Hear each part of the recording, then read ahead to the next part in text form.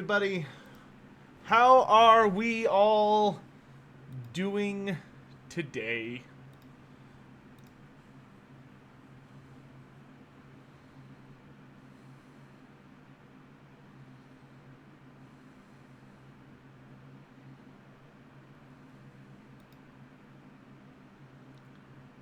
Oh, goodness. Okay, so just checking some stuff.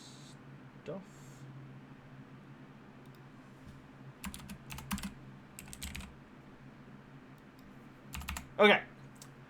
Hope you're all doing well today. Sorry if I'm was a little distracted here at the start, just because I'm having to check various messages since we just started the July community contest. Also, I just realized I haven't taken my pills yet, so I need to do that real quick. Thank you to Sign of the Emperor for celebrating his 25th month being a member here on YouTube. Good lord.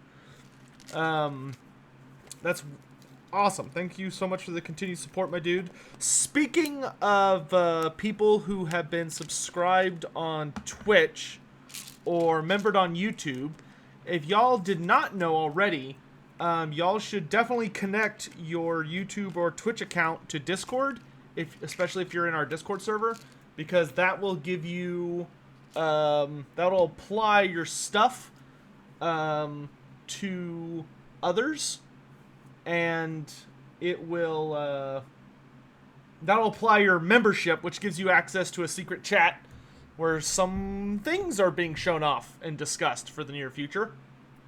And also, for people who have been subbed or membered for a long time, we're finally getting membership loyalty badges. So there's going to be unique icons for like how long you've been doing it that you'll unlock at certain tiers. So look forward to that. That should be coming out really, really soon.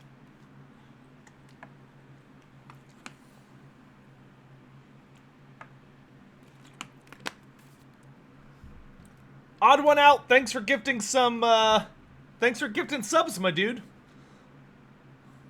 Really appreciate you doing that for those guys over on Twitch. That's funny. Good job. Way to snipe those non-subs.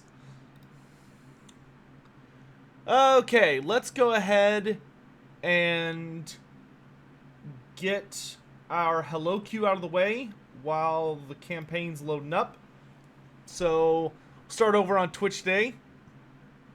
We've got Undertaker, Odd One Out, Tau Empire 1981, Puro 1704. Thanks for being here, my dudes. And then over on YouTube, who's here early today? We've got Zerzernov, Jake Wu, Sergeant Spaghetti, Archmage Eldrin, Fowls here, Luke Morish, Dr. Zero, Undertaker's in both places.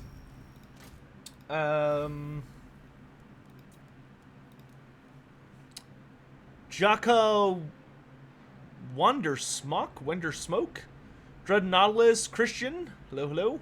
Seb's Mad, CJ, Inquisitor Thomas, Eldrin of the Mist, Hugh. Good to see you, Hugh. How you doing, man? Les Skolt, Nick DeBoer, Solomonski, Jean Novak, Godwrote, Liam Hulsking, hello. Phil McDonald, Cower Minas, Loans, and then over, got Couch Games 123, Lone Sparrow, and Dude KXM. How you doing, guys? I hope you all are having a wonderful day. Let's get this screen blocker out of the way, huh? Get that camera on. There we go. Okay, so, last time, we're actually doing really, really well. We're almost to the middle chivalry tier. And we've pretty much dominated the Southlands. Like, we have a really nice relationship going with Krokkar. So once we've dealt with the Tomb Kings, we might invade somewhere else. We probably take care of Sartosa, and then maybe we'll hop across the ocean and start punching Luther Harkin in the face or something. Just chase after undead. Undertaker maybe in the far distant future, but probably not anytime ridiculously soon. So, let's see. Last time I think we ended because we were going to be considering going to Galbaraz here.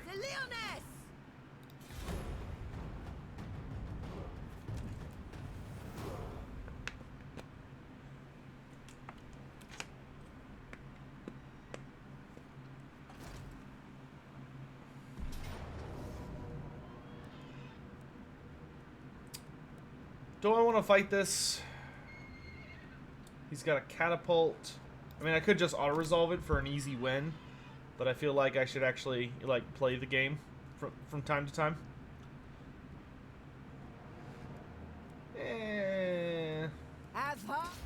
Feeling lazy with that one.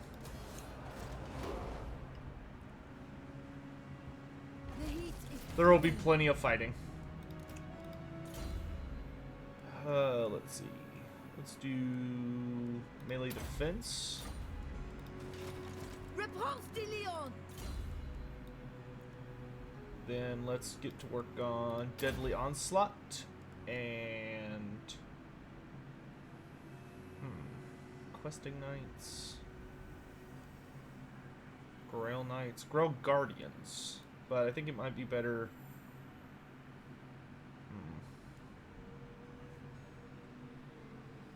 Yeah, let's go ahead and pick up Chivalric Code. You have a unicorn, right? Yeah, okay. So give me Earthing. And then you're going to ride up to Galbaraz, and he's going to lay siege to it. Never saw the AI can't take a fight they can't win with auto-resolve. They do it occasionally.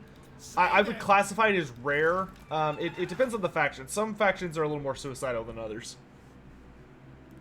Modded campaign when? Define modded campaign. I mean, this campaign's technically modded, even though it's a pretty unintrusive mod.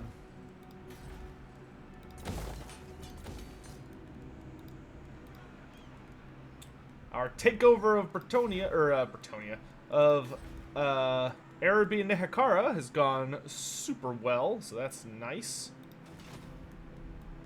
Alright, now I've got 2 sets of catapults, so we should be good to just tear this place down. And this one we do have to fight, because otherwise I will not get my... Because I want to say this guy has the... Yeah, win a desert siege battle, which you have to... Can't auto-resolve it. We auto-resolved it last time, and it blew up in our face. Win anime waifu mod? I don't think I would use that mod. That doesn't quite sound my style. Don't get me wrong, I'm all for anime waifus, but I like to keep my Warhammer stuff as close to original style recipe as possible. I mean, you do you, fam, but...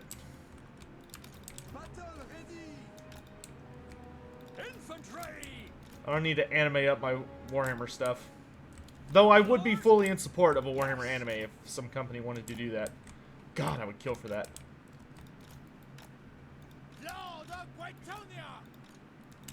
Okay. Let's get to work, shall we?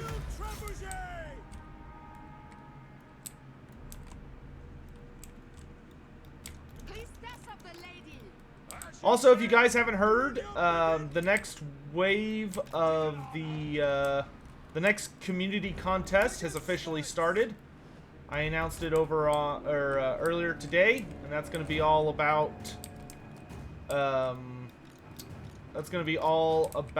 Carrick 8 Peaks. Should be a ton of fun. I hope some of y'all will consider participating. There's going to be a reward for whoever beats those campaigns the fastest. There's 3 $150 US rewards up for grabs. So I hope y'all will consider checking that out.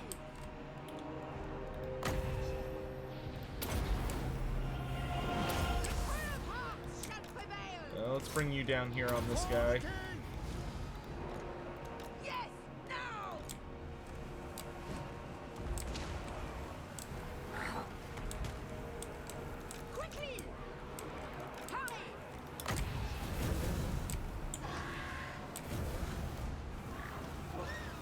What Warhammer character would I say is top waifu? Oh man.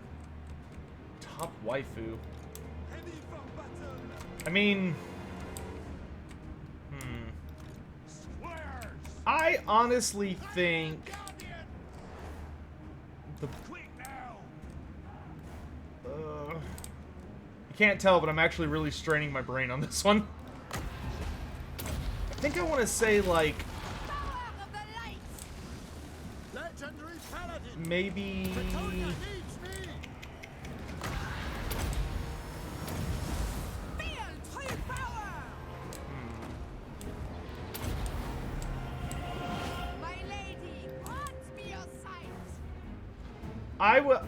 I think probably the best female character you could end up with in Warhammer who would not try to backstab you or kill you or sacrifice you or manipulate you or any of the other myriad of horrible things they could do to you. I'd probably go with Alariel, honestly. I see much. I mean, Isabella wasn't too bad, but she is still a vampire. Oh no! Knights! Knights! Save the thing! Save the thing! Run, you fools!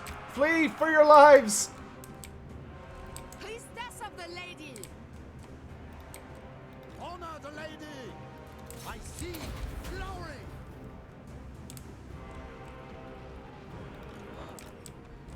Priestess of the lady! Come unto me!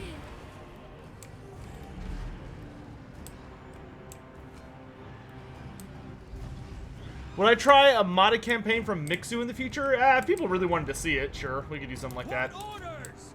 We're kind of in a, what I would refer to as a lull right now. You know, we're kind of between DLCs at the moment, so I guess it couldn't hurt to do like a full modded campaign. Repanse de Lyonnais! Get this damn gate open. Good grief. Oh my gosh. Run, you fools! Armed and ready! Priestess of the lady! Pegasus Knights. Let's go check out the back here. Paladin of Bretonia! At speed! Okay, Repanse, let's chop this nonsense open. My gifts are yours! He's getting a little beat up in there. Faithful! Let's get him out of there. Paladin of Bretonia! Time to go, big guy. Take the ground! Obey! Ooh, not a lot of takeoff space. There we go. Good boy. Oof, catapult.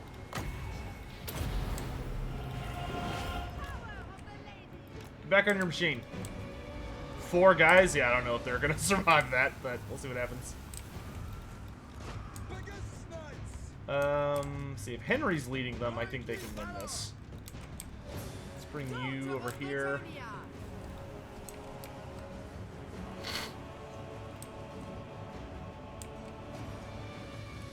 Does that mean Elspeth von Draken isn't your waifu? Get out of my house.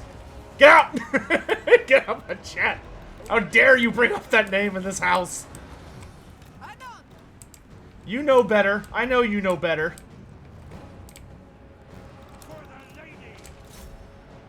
Freaking Elspeth. Elspeth is not welcome in any home of mine.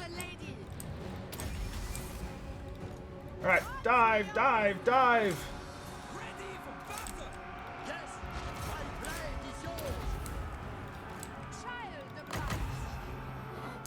Get y'all some sexy damage buffs and physical resistance.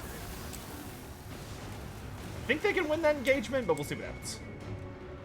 Archers are tearing up that construct, so that's nice. We serve our liege! Repanse de Lyonnais! Combattants!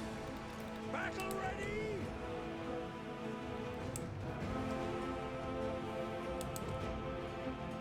Why do I hate Repanse? Because, well, at this point it's more of a meme than anything, but I do not like Repanse because I think she stands for everything that the Empire is not. yet still takes up like a slot in an Empire-focused campaign supplement. It's like she's literally this god-tier character who, based on her power set, should like single-handedly be able to save the Empire, it seems like. But she doesn't really do anything. Like, she just kind of hangs around, and she seems like she's basically just someone that has all the best superpowers in the universe, but never uses them to do anything meaningful. And she randomly shows up and convinces an actual hero of the Empire, Theodore Bruckner, to basically commit suicide without realizing he's going to commit suicide. So he ends up being the hero, saving the day by killing Tarmakon, but he has to die for it. He gets played. And they treat Elspeth like a hero, even though she's basically a monster. Finally, God.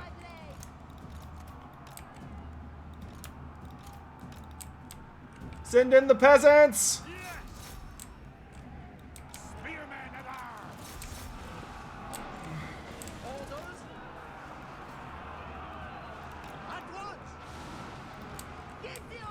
Repanse to the front!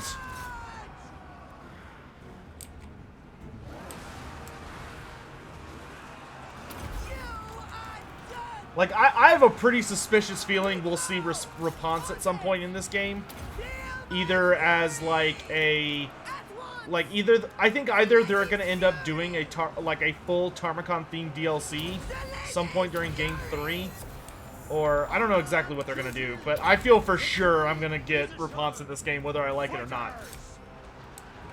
And I'm just going to have to deal with that, but I'm going to complain about it the entire time. Believe it!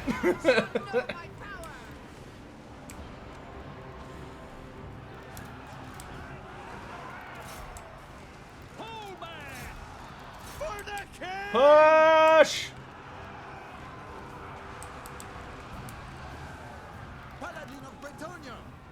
Justice awaits!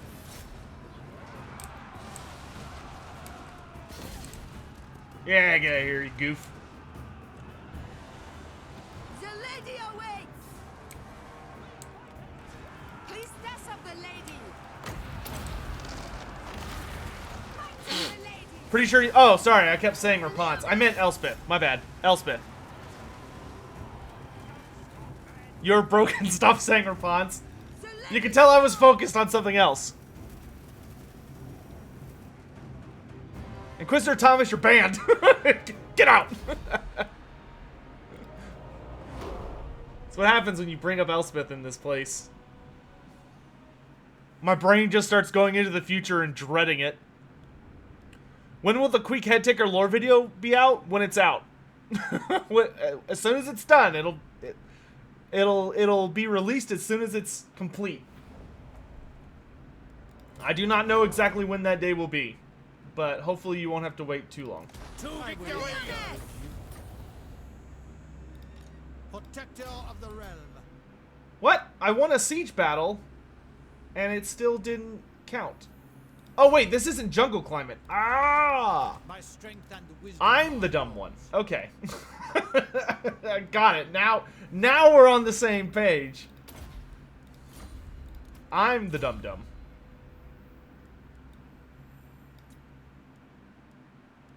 Let's do transformation of Caden. Can I assist? March at once! Henry leveled up again. Cool, cool. Let's work on his armor. Oof. Took a little bit of a beating throughout all that, didn't we? Still got, like, oodles of gold. I have seen your heart. I guess I'm building you an army now. Oh, we can get the Beast Slayers. Ooh, yes, I want. Very much. What vow are you on? Okay, so you're at... Okay, so I can give you some stuff. Let's go...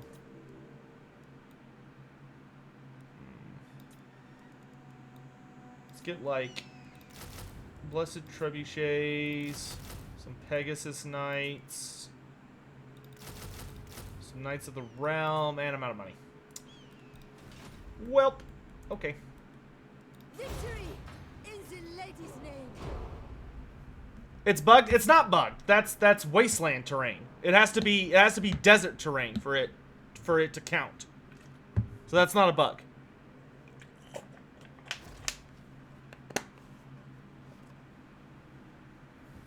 That is working as intended. Yes? Sure. Store the surplus. Luke Morris, I like that idea. De Leon. Saying even in desert it doesn't work. It worked for me with Henry. For Henry, we did the win a desert siege and it worked. Is it time? Well, let's find out. This is a siege. Leaving. Let's get healed up though before we go riding into Numus. My reputation precedes me. Oh, right. Tips are coming in. Hold on. I'll check those in just a hot sec. Beast Slayers! Oh, baby. God, I love the Beast Slayers Baston. Such a badass thing. What did we lose? Just regular dudes? Or maybe Battle Pilgrims? So I've got 2 halberds. Beast Slayer puts me at the 3 halberds. 2 units of Foot Squires. 2 units of Battle Pilgrims. Yeah, let's go 1 more halberd unit.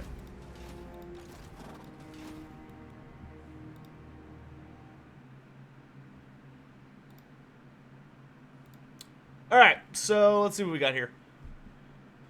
Shin Carts, thanks so much for the tip, my dude. Hey, Lore Master, love your videos. If I were to go to middle school, sneak in and draw a giant dick in the Book of Grudges on every empty page, how bad would the reputation be? Well, Shin Carts, if you were to write inappropriate profanity in the Great Book of Grudges, I can assure you that at the very least, death would be on the what would happen at the end. Knowing the dwarves, they probably would not stop there. There would probably be a lot of demanded recompense for. Oh my god, that would screw up so much stuff, dude. Like they'd have to almost get an entirely new book and a bunch of other insane stuff. Like they'd have to get a new Great Book of Grudges, and you'd basically be destroying a historical document. Plus, you're not supposed to write anything in a Book of Grudges unless it's written in King's Blood. Like, they don't use ink, they use King's Blood. Like, whenever High King Thorgrim wants to have grudges written, they have these little pens that they cut their hands open with, or a finger open, and they drain their blood out, and that's used for the ink. So, like, yeah, you would have a lot of problems. But at the very minimum, you'd be looking up at probably your death and your family being expected to pay reparations and provide supplies to see it, like, restored. It would not be a good time. Undertaker, thanks for the tip. Yeah, we'll talk about mods another time. I'm not going to worry about it right now. That'll be something we worry about in the future. We will have that discussion when we get there. No need to jump ahead on it. Oh, I can get a pretty good paladin. Man, I freaking love these. Both of these virtues are so good. Let's go double paladin for this dear lady, especially since I like both of these. That way we can have like super trained armies. Noble son of Britonia. My legend inspires. Join up, my dudes. I will lead by example. Your coming was foretold. Let's get some battle pilgrims and then some halberds. Tomb Kings. Fragile and weak. Have ever seen 300 and the Rise of an Empire? I've seen 300. If Rise of the Empire is the sequel, I have seen it, but I barely remember anything about it. Like, I know for a fact I saw it. But the only thing I remember is...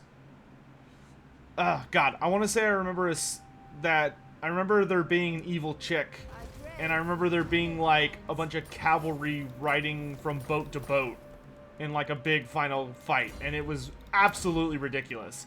It was like, it was good turn your brain off fun, but boy did you need to turn your brain off. Okay, let's pop over here. Be watchful. Be ready. Get really nice and healed up.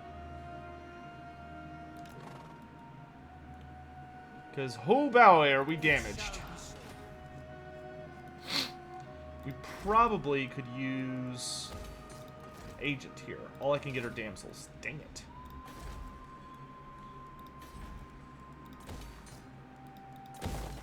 We need to get some paladin agents down here so that we can start focusing on I shall share my greatness. so we can start focusing on We have met before. oh, I need archers.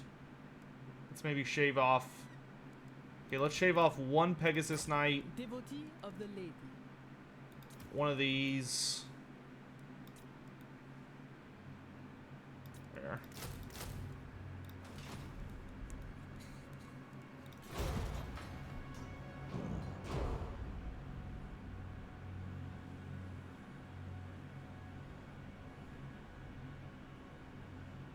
Could Bretonia actually take over Nehekara? Maybe. It would be a really long errantry war. Like, that would be a distressingly long errantry war. Oh, etc. Run away. He might be able to follow us. Oh, yep. He's following us, but at least he doesn't have his buddy with him. Pretty sure we can win this, but good lord, yeah, Cetra is decked out. Well, who is this? Sir John the Devoted? Good luck, Sir John. Is the Tomb King Repanse a dwarf? If that's the guy from the Serpent Queen, yes. He is a dwarf Tomb King. How much would I like to see a Netflix series about Warhammer Fantasy? I would give anything. Literally anything. Because if something like Netflix were to support Warhammer Fantasy, that would officially mean it was basically going to go mainstream, and that would be such a big deal for the setting. Like, that would actually finally get Games Workshop to support. The biggest thing for me when it comes to Warhammer Fantasy, and this is a video I've actually been working on, that's probably going to, it should be coming out this week, because it's not super high effort. But one of my biggest worries with Games Workshop bringing back the setting is the Warhammer the Old World, is that we don't really know what their intentions are for it, and I'm really worried that they're just going to be slapping on the Warhammer Fantasy IP, and then it's going to basically be like something completely different than what everyone wanted or was expecting. So, like, I'm worried they're going to come out and be like, yeah, we know that you really wanted to see Warhammer Fantasy, like the stuff that you're seeing in Total War Warhammer and all this other stuff, but we wanted to, like, make all these crazy new models, so the setting's going to take place during, like, a really weird time period, and all the characters that you're expecting to see are not going to be there, and it's going to be, like, a whole thing. I'm really hoping that's not what they're going to do with it, and I also really hope that they're actually going to support Warhammer Fantasy this time. One of my biggest gripes whenever I get into a conversation about the end times is that, you know, a lot of people ask why it happened. And basically, like, the TLDR is that Games Workshop managed to somehow have, like, a god-tier IP that people really, really love and easily connect with, and they screwed up handling it so bad that they convinced themselves the best decision at that point would be to destroy the setting. And just, like, never touch it again. Which was insane, but that's how, like, far gone they were when it came to, like, good decision making. Oh, here he comes. Oh god, here he comes. Wow, okay, that unit was just like, yep, deleted.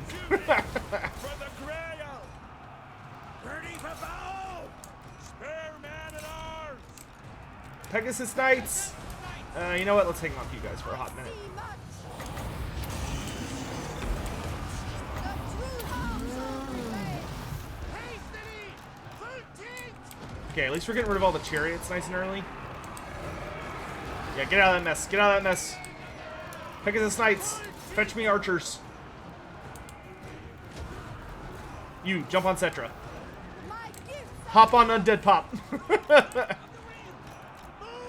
pace! Oh my god, there are so many messages. A weird question, but are there any among... Why is everyone so obsessed today with Sotek waifu of any female Warhammer characters? Like, what is going on with you guys today? grant me your wisdom. I mean, don't get me wrong, Alariel seems like a pretty, like... Alariel seems like that would be someone that it would be fairly easy to get along with. Potentially. I don't know. I'd have to reread the, finish rereading the Tyranny of Teclis books. It's been a long time since I've gone through those. Remind myself how Alariel was as a person. Field trebuchet!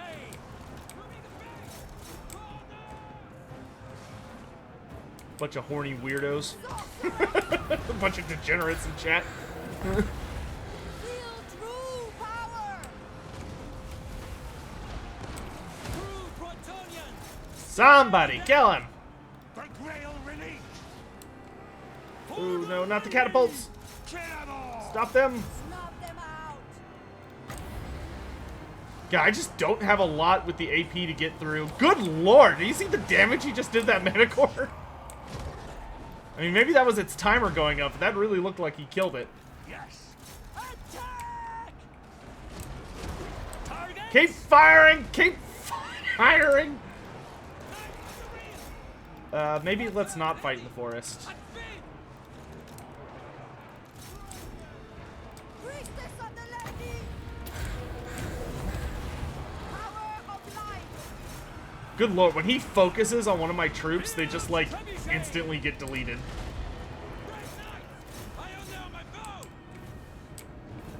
Oh, great, he got freaking reinforcements. Get out of there.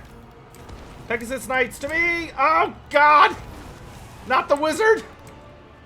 Paladin of Britannia! You require Oh, run away! Run away! your behalf. How much magic do I need for this? 14? Okay. Forthwith. Get out of there! Come on, hun! Oh my gosh. Swiftly. Pure heart! Okay, we need to just start picking stuff off. Yeah, I think Sir John here is about to be Sir John the Deceased.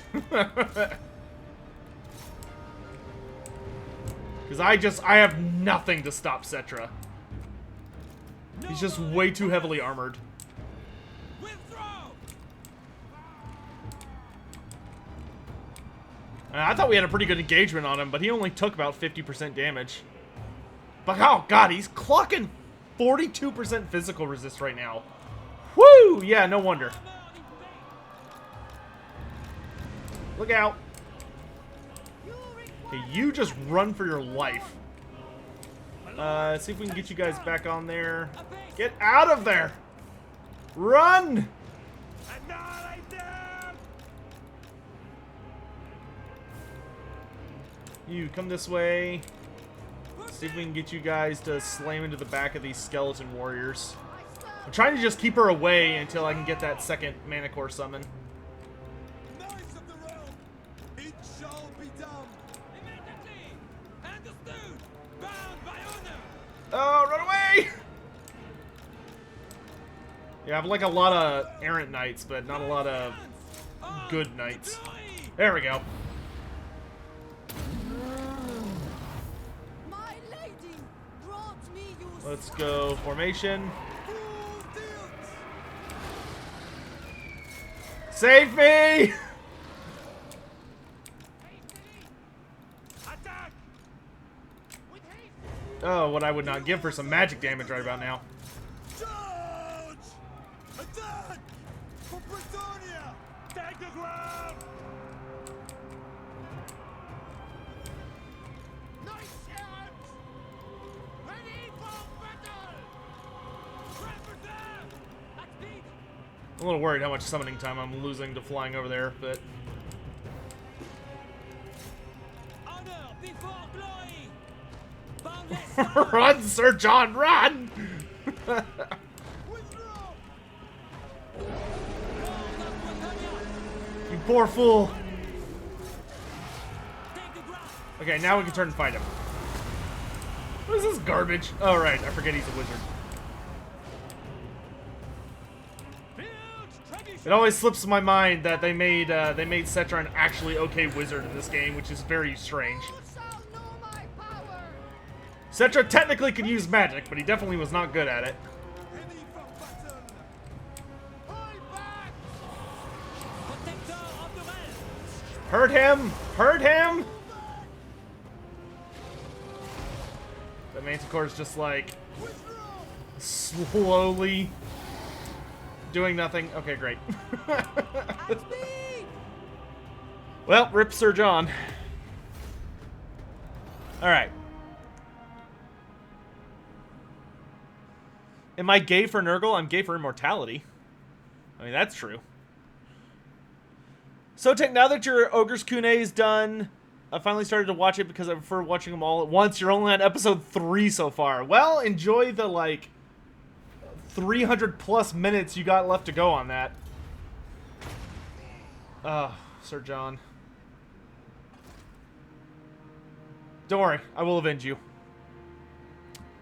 One thing that's bugged me is how is Moore Kane's brother... So the discussion when it comes to... the whole thing between Moore, who's the god of death, for mankind, and or at least in the West for mankind, and Kane, who is the that dark elf god of murder, is there's this really that's basically a really old piece of lore that had to do more with earlier editions, because basically Kane at some point started getting cults among mankind. So there were humans that basically started picking up worship of the god of murder. And as a rationale to that, some people in the Empire began to basically posit the theory that... Yeah, you're Cetra. Jerk. So people began to posit the theory that he was a part of the Pantheon, so he was related to the Pantheon. And it's also worth noting that when the theory of Cain being Moore's brother was really big, that had a lot to do with back in the days when Cain was basically the only super active member of the Elven Pantheon. So, like, there wasn't, like, a whole host of evil elf gods. Like, now, in modern Warhammer Fantasy, if you go look at, like, oh, I want to know all about the elf gods, well, there's, like, a really big Elven Pantheon. That has, like, a bunch of interesting characters, and they're very much based on, like, the Greek or Roman Pantheon. So, like, you have, like, a whole host of gods that are basically older gods, and some that are newer, and, like, one of them, like, the overall god of destruction, had a bunch of children, and he ate his children, until some shenanigans happened that caused him to, like, vomit them all up, and then they turned against him, yada yada yada yada. So, the kind of the big thing there is that Cain, back in the day, used to be a super important character because there was a lot of, like, mystery about him in the setting. You know, they were constantly leaning on the idea of, oh, is Cain even, like, a real god? Or is Cain just, like, another facet of Khorne? Or is Cain, like, this other, like, random thing? And they would really lean into all of this big... Why did I put him here? I need to send him west, but whatever. They really leaned into a lot of, like, the mystery and strangeness behind him. And during those days, they started actively positing this theory that, you know, he eventually got adopted by the human pantheon, and it was a real mystery if he was just, like, another ideology for Khorne that was slightly more acceptable because he was more like a god of assassins.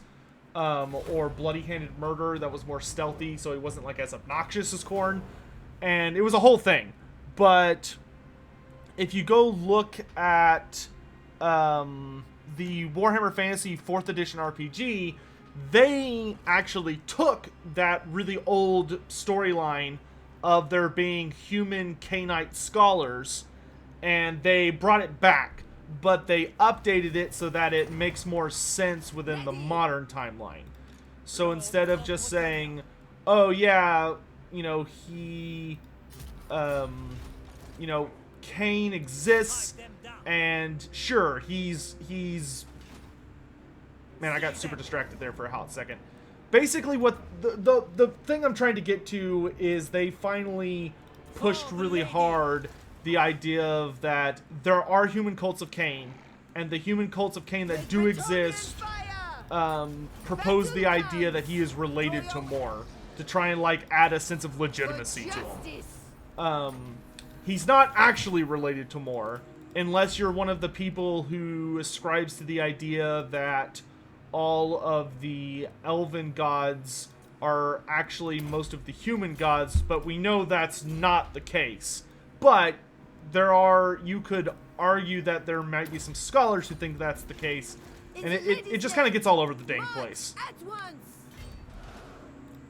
It's very messy.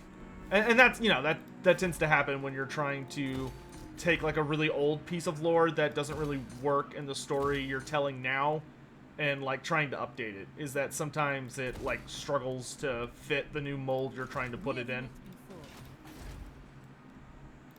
What is your behest? Win a battle at sea.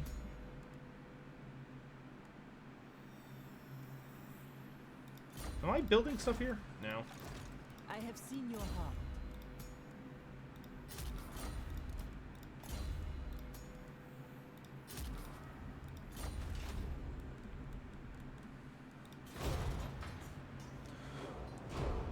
Who or what are the twin protectors of Liberus? If I remember, I'd have to double check. Is that from Carl KK? I think that's from the Serpent Queen. Gotrek Felix and the Serpent Queen. I would have to double check that story. I want to say the Defenders of Liberus are some kind of construct, but I'd have to go double check it. Anchor Gods is fine.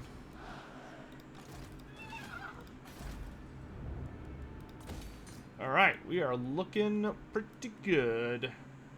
Well, I don't really need a garrison in Xandri now that I think about it. I think I'd rather... well, then again, I can't really...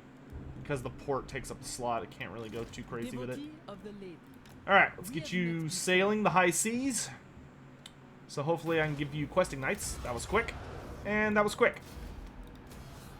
Your coming was fulfilled. Nice. Alright, well that was easy. Defeat a legendary Lord of Warriors of Chaos, Skaven, Vampire Counts, or Vampire Coast. Kill 5 enemy lords. Raise 5 major settlements. I think I'm going to send you to the far west. Let's do Pledge to Untaint. Awesome. I can give you some questing knights before you leave then. What is your behest? This pleases me. Sure. I think I'll wait for the Barded Warhorse. Give me Easier Comet and Arcane Conduit.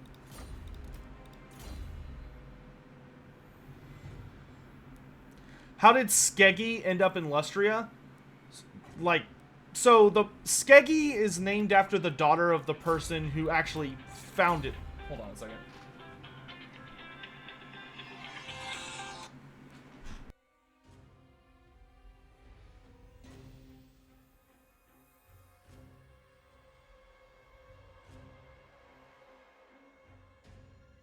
Man, I hate those damn fake calls. Like, I try and answer my phone if something calls, is somebody or someone, like... Oh my gosh. And it's playing video. Stop it. Okay. What was I talking about? I got distracted by dumb garbage. I have seen your heart. Let's trade out those for questing knights.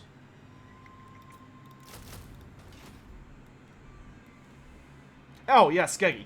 So, the person who actually got lost and ended up in Lustria was Lost Ericsson, which that's a big guess on how he got his name.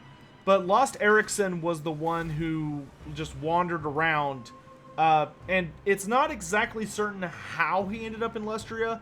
What seems to have happened to Lost Ericsson was that he got caught up in some kind of like major change in the ocean's like natural pathways, or he got caught up in a like a storm. But either way, he was blown like super off course, and he ended up on a part of Lustria that people almost never land on. And while he was there, his partner or wife or whatever gave birth to his daughter, who he named Skeggy, and that's why they named the town that. And unlike most of the other cities, like El Cadavo or Port Reaver, Skeggy actually managed to do okay for itself and stick around. Because the lizardmen are usually pretty intolerant of letting people set up shop. Death to the enemy. They really don't like the kids on their lawn. At all. We have met before. Does anyone know if they fixed the Gotrek and Felix bug?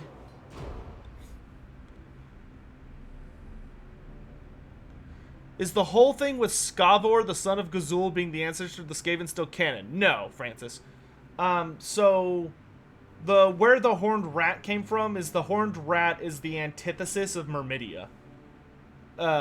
He was basically he was born into creation by a that's so good, Temple Tides. Oh, that 10% ward save. Ooh, for Paladins and Grail Guardians and Grail Knights. Love it. But the Great Horned Rat was born into existence by essentially like the hubris, decadence, and ruin being brought on by the servants of the people who lived in Kavzar. Kazvar? I always forget if the V comes first or the Z comes first. All right. You can set sail for Lustria. Have fun. Don't forget to write. Our power is unmatched. Honor and glory.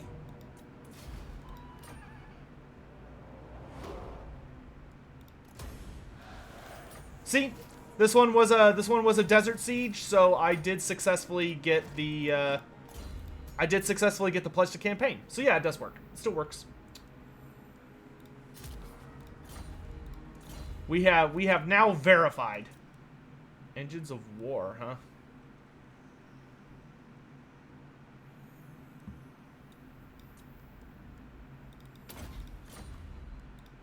She speaks, I listen. Do you know who I am? Blessings of the lady be Grab upon some you. water. Try and avoid pissing off Krokgar. I mean, I don't mind fighting a war against Krokgar, but he does have a lot of territory. For Britonia, Yeah, let's for the lady. go around him a bit. I shall go. Try and minimize crossing through his lands, because I do need to go up here to wipe out Cetra.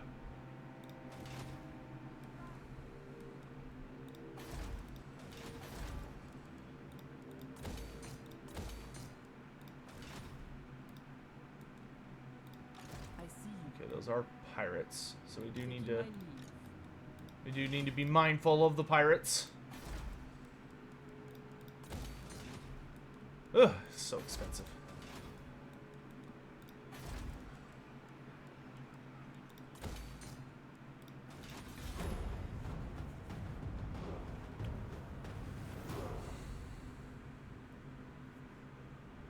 Have I gotten predictions on who will be the starter lords for Warhammer 3? I have predictions, yes. My prediction, so let's assume that the starting characters for Warhammer, or the starting races for Warhammer 3, let's just assume there are 4 of them.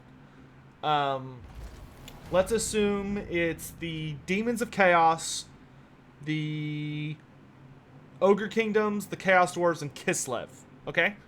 if that's the characters we're assuming right at the start, then factions, then my guess for, like, actual characters to lead those factions, so starting with, Yes. I'll start with the Demons of Chaos. I think if demons were to come out and they just started off as, like, Demons Undivided, so to speak, then their starting characters, I think, would be Bellicor. Lady wishes. Bellicor, the first Demon Prince, that would be an easy shoe-in. And then, gosh, I don't know if there would actually be, like, another good Beastman character for Demons Undivided. I almost feel like Bellicor would be the only one, and then the rest of them would be Demons Divided.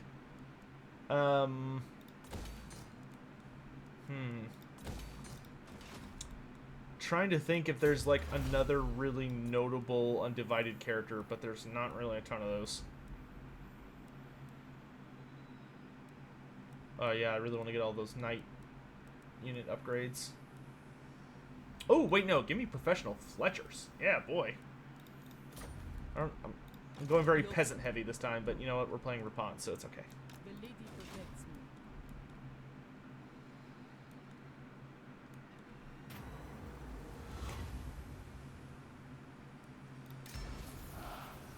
me. Oh, we got the Worm Lance. God, I loved the Worm Lance in Tabletop. The heat is cruel. In Tabletop, that lance actually, like, gave you the ability to use, like, Breathe Fire. And it was so strong.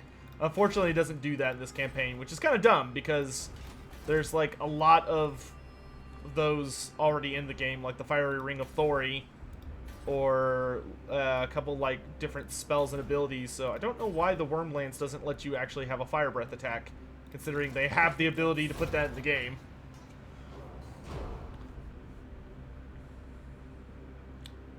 How's the harvest at the Black Pyramid? It's going. Listen, we just make sure the peasants eat all the crops that come out of the Black Pyramid. We'll save the crops from the other like vampiric horrible territories for the nobility. We'll just let the peasants enjoy all the free food they want from the Black Pyramid of Nagash. Just to be safe.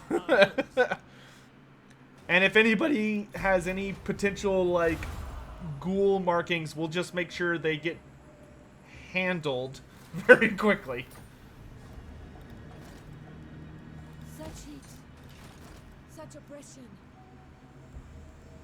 Stop and recuperate.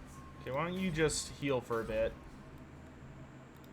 While I I have seen you. I really want to hire Gotrek and Felix. So I think I have to move just a character on top of them. So let's do a Beast Wizard. Priestess of the lady. Boop. Boop, boop, boop, boop, boop, boop. The lady wills Protector of And actually, Cedric of the Flame, we will rehire you later, because I want Gotrek to lead our next army. And then when Gotrek runs out of time, we'll put Cedric of the Flame in charge of it. Why are the Lizardmen my favorite faction in Warhammer Fantasy Universe? Well, when I was little, the reason was, you know, dinosaurs. But as I've gotten older, one thing that I actually really, really enjoy and tend to prefer, which is kind of rare in fantasy settings, is I have a very big thing for, like, protection folk, like custodians.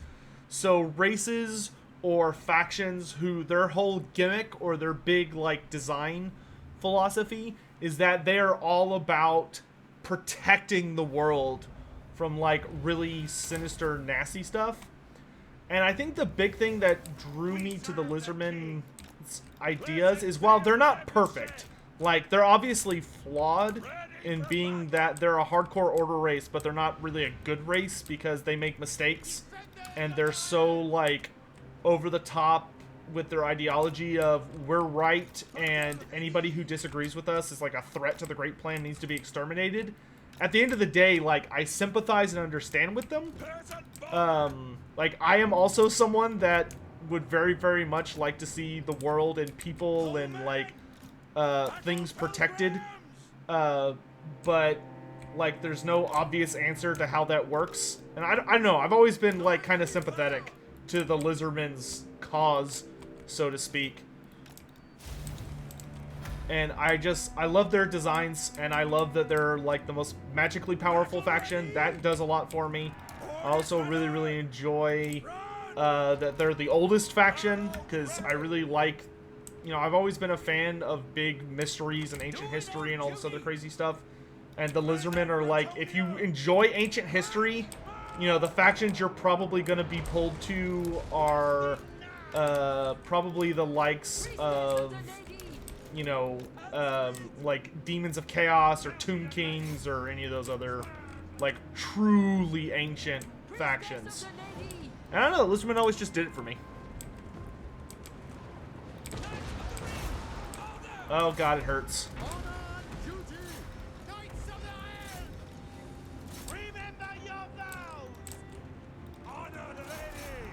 Kill Gentleman Jenkins! He has a very goofy name. Catapults! Let's get rid of those free company. Priestess of the Lady.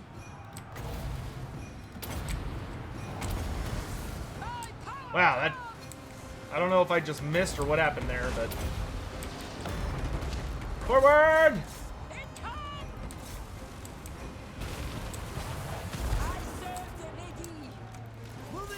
Paladins! The gentlemen! The gentlemen!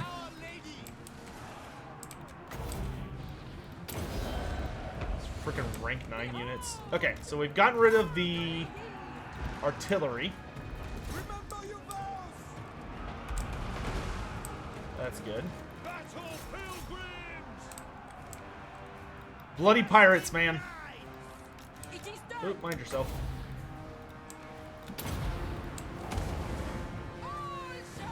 That was a good wind blast.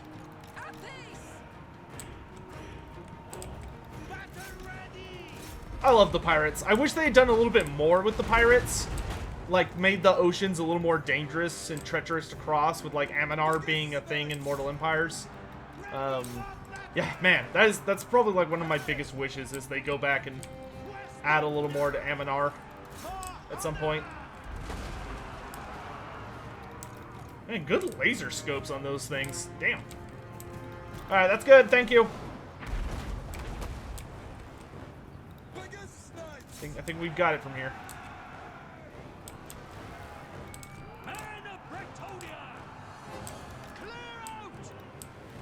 Get these savages out of here.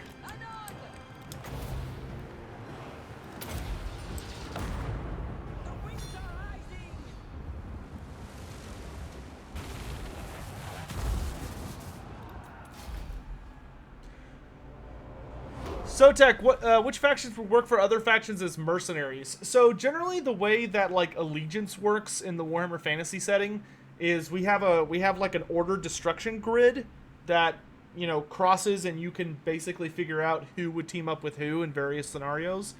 Generally, the way it works is that any order faction will willingly fight alongside any other order faction.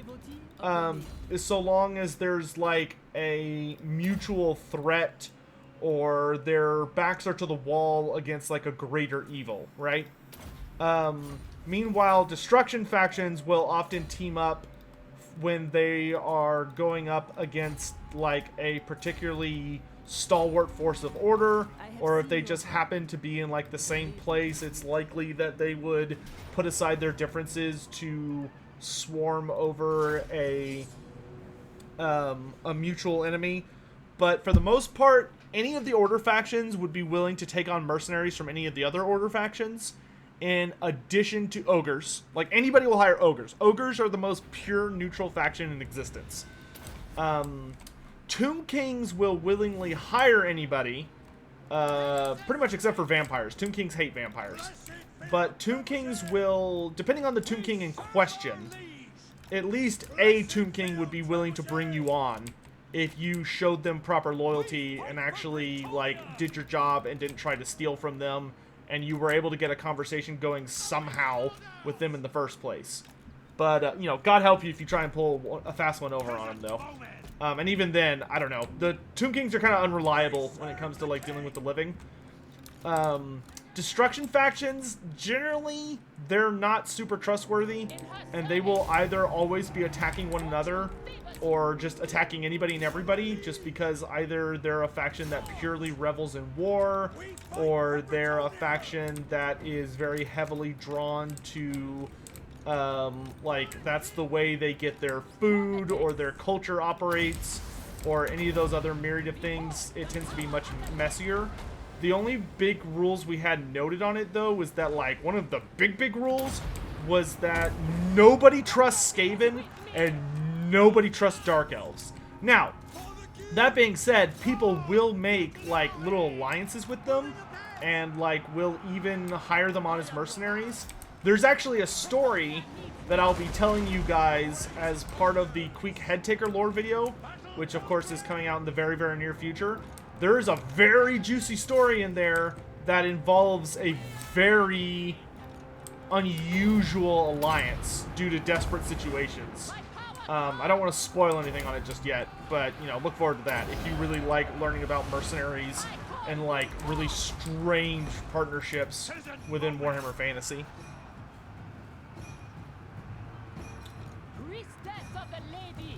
But generally, anybody will hire somebody if they're truly desperate.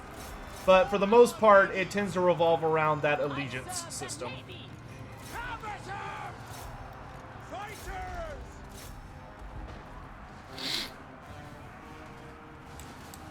Are there any notable gay characters in the lore? Sexuality is something that's not super well explored within Warhammer Fantasy, just because, you know, it's focused on battles, and not a lot else. The only thing we know of is that there are certain races where it's not really considered a big deal, or there are characters where there's a lot of hint, wink, wink going on. Probably the biggest examples, vampires, like, especially Lamians. Lamians are notorious for being... I guess you would technically classify them as bi, because they tend to swing both ways really hard, but boy do they like swinging. You know, Slanesh will literally do anything that moves. Anything. As if it's debatably, even if it's not breathing. But if it can be done, Slanesh will do it. But vampires tend to be pretty big on exploring, so to speak. You know, when you're immortal and you're bored and you're just looking for stuff to do constantly, you tend to, I think, open up your horizons a lot. And elves. Elves are very exploratory, is one way I can put it. Hire Gotrek and Felix. Now I can sheath my sword and put quill to paper. Let's get some alieners after that ruckus. I shall seek great relics. Gotrek, you're gonna need an army, my dude. And then maybe we'll go punch some Dark Elves in the face or something. Is all going to fight? Let's see. So Gotrek cannot have Knight's Vows. So I guess he's gonna be running an all-peasant army. Because Knights are very expensive on Gotrek Garnison.